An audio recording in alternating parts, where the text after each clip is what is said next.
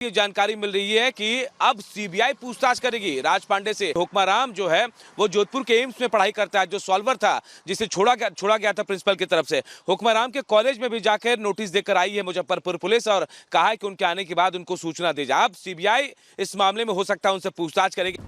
बिहार एक ऐसा राज्य है जहां से पेपर लीक मामले में सबसे ज्यादा गिरफ्तारी हुई है।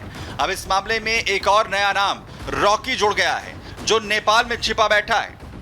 सिर्फ बिहार में सबसे ज्यादा गिरफ्तारियां हुई है, इसलिए पूरा फोकस सीबीआई का बिहार में है और धीरे धीरे सीबीआई जो है अब एक एक जो है आरोपी उसके शिकंजे को उसको अपने शिकंजे में लेने की कोशिश कर रही है। अब सिकंदर यादवेंदु पहले से गिरफ्तार है, संजीव मुखिया की तलाश की जा रही है, गायब है वो और बताया जा रहा है कि शायद नेपाल में छिपा हो सकता है। रॉकी नाम का एक शख्स का जिक्र सामने आया इस पूरे मामले में, उसे भी तलाशा जा रहा है। कहा जा रहा है कि रॉकी रांची में रेस्टोरेंट चलाता था, उसके बाद वहां से जब नाम सामने आया वो भागकर पटना पहुंचा। अब पटना सब नेपाल में छिपा हुआ है।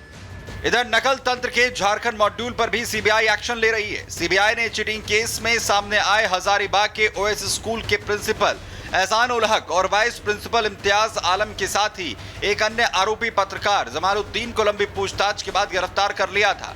लेकिन सीबीआई सूत्रों के मुताबिक झारखंड इस पूरे लीक तंत्र का सेंटर था। यही कारण है कि पेपर लीक कैसे हुआ, इस मामले की सारी कड़ी को खंगालने के साथ वो इसके मॉड्स ऑफ ऑपरेंडी की तलाश कर रही है।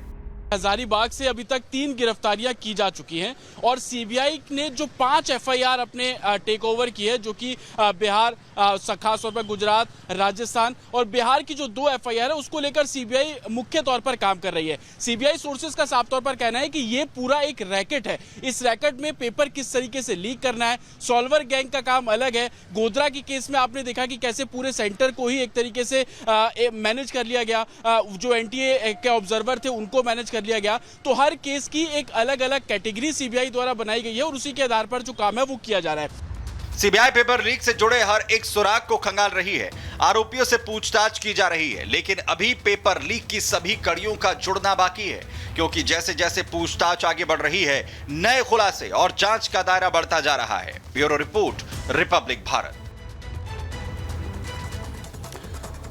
तो पेपर लीक के जो तमाम किरदार हैं उनसे हर एक सवाल इस वक्त जेल में होता हुआ सीबीआई की तरफ से यहां पर नजर आ रहा है। लेकिन तमाम किरदारों से आपको यहां पर मिलवा देते हैं, जरा दिखाइए पेपर लीक के आखिर कितने किरदार हैं। एहसान ul Haq principal OS school, जो आरोप इस पर यह है कि पेपर लीक इसकी तरफ से किया गया है और इसी को लेकर जो है गिरफ्तारी यहां पर होती है। वहीं दूसरा किरदार है इम्तियाज आलम का, यह वाइस प्रिंसिपल है ओएस स्कूल का, जो वहीं इस पर भी आरोप पेपर लीक का है, इसमें भी इसकी भूमिका जो है यहां पर रही है, यह आरोप लगा है। वहीं तीसरा किरदार यहां पर देखिए संजीव मुखिया, इसे मेन किरदार यहां पर कहा जा रहा है, पेपर लीक का इसे मास्टरमाइंड भी यहां पर बताया जा रहा है। दर्शकों आपको बताएं कि आरोप है कि गुर्गों को पेपर इसकी तरफ से जो है वो दिए गए हैं। अगला किरदार यहां पर चिंटू का है, संजीव मुखिया का यह करीबी बताया जाता है और वहीं इस पर आरोप है कि मुखिया से पेपर इसकी तरफ से लिया गया था।